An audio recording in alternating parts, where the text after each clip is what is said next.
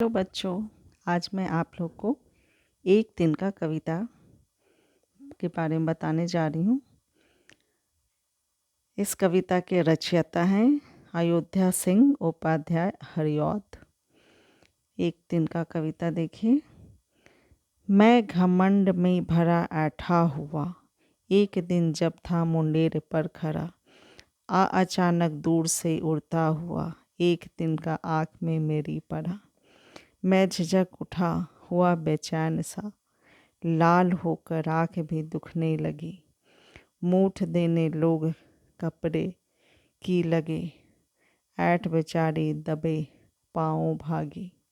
जब किसी ढप से निकला तिनका गया, तब समझ में यूँ मुझे ताने दिए।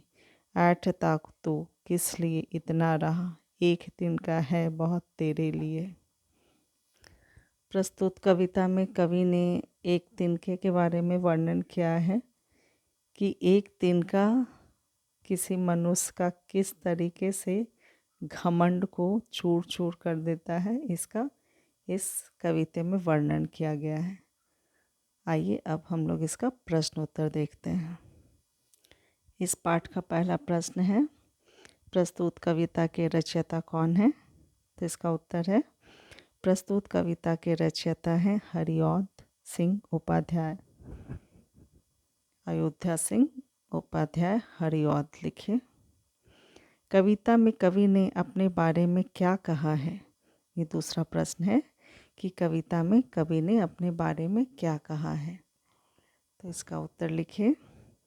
कविता में कवि ने अपने बारे में कहा है कि उसे अपने ऊपर बहुत घमंड हो गया था। प्रस्तुत कविता में कवि ने अपने बारे में कहा है कि उसे अपने ऊपर बहुत घमंड हो गया था। अगला प्रश्न है, अचानक क्या घटना हुई और इस घटना से कवि अपनी अकड़ को क्यों भूल गया? इसका उत्तर देखिए। एक दिन कवि अपने घर की मुंडेर पर खड़ा था, तभी अचानक उसके आँख में एक तिनका आकर पड़ा। कवि दर्द से बेचैन हो उठा। फिर लोगों ने उसकी मदद के लिए कपड़े का मूठ बनाकर आँखों की सिकाई करने लगे, तब कहीं जाकर तिनका निकला। इस घटना के बाद कवि अपनी अकड़ भूल गया। अगला प्रश्न है, कवि की आँखों से तिनका कैसे निकला? कवि की आँखों से तिनका निकालने के लिए उसके आसपास के लोगों ने कपड़े की एक मूठ बनाया और कवि की आँखों में पड़ा तिनका निकालने की कोशिश करने लगे।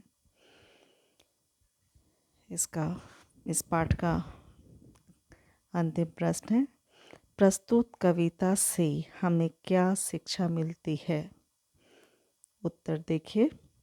एक दिन का कविता में हरिऔध जी ने उस समय की घटना का वर्णन किया है जब कवि अपने आप को श्रेष्ठ समझने लगा था।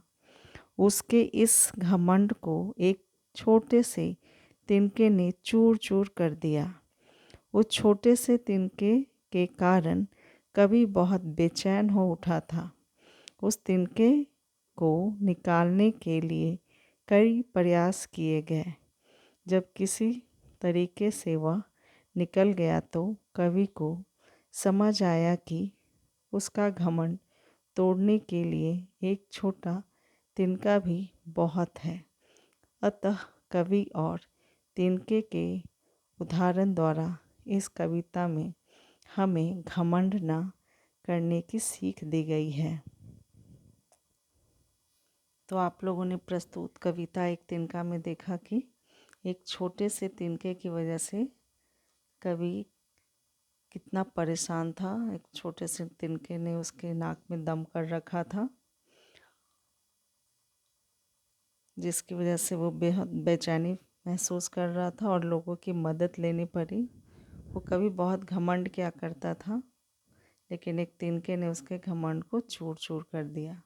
तो इस एक तिनके कविता से हमें यही शिक्षा मिलती है कि कभी भी हमें अपने ऊपर घमंड नहीं करना चाहिए।